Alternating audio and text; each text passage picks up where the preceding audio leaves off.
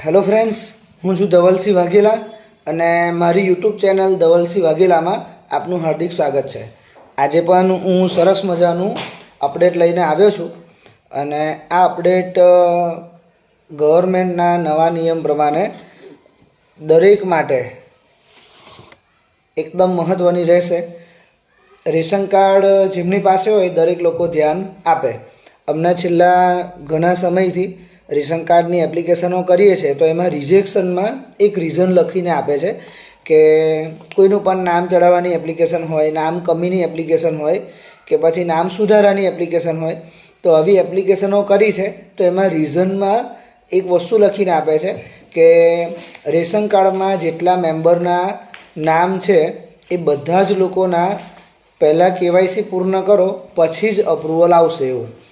તો દરેક મિત્રો માટે એક મહત્ત્વની અપડેટ છે કે તમારી પાસે જે પણ રેશન કાર્ડ છે એ રેશન કાર્ડ જે તે ગ્રામ પંચાયતમાં જઈને એકવાર બતાવી જોજો કે તમારા રેશન કાર્ડમાં કોના કોના નામ છે, કોના નામ નથી. કેમ કે ઘણા સમયથી રેશન કાર્ડમાં કેવાયસી કરવા માટે ગવર્મેન્ટે કહેલું છે, પરંતુ કોઈ કારણોસર આપણે રેશન કાર્ડમાં કેવાયસી કરાવવા ના ગયા હોય તો ઘણા એવા ગામોમાં રેશન કાર્ડમાંથી નામ ઉડી ગયા છે.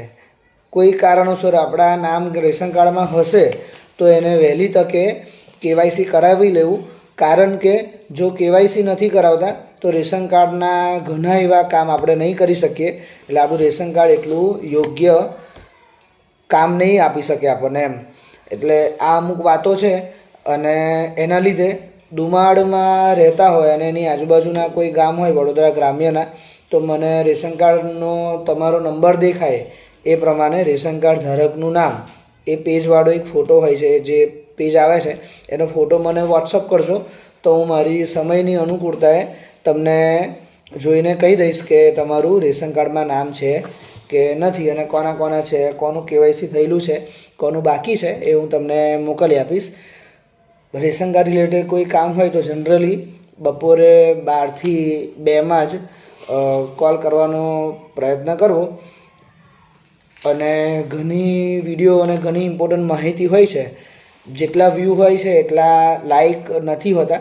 તો હું આશા રાખું છું કે આ મહત્ત્વની માહિતીના વિડીયોમાં તમે મારી ચેનલને સબસ્ક્રાઈબ કરજો, લાઈક જરૂરથી કરજો અને વધુમાં વધુ લોકો સુધી શેર કરજો.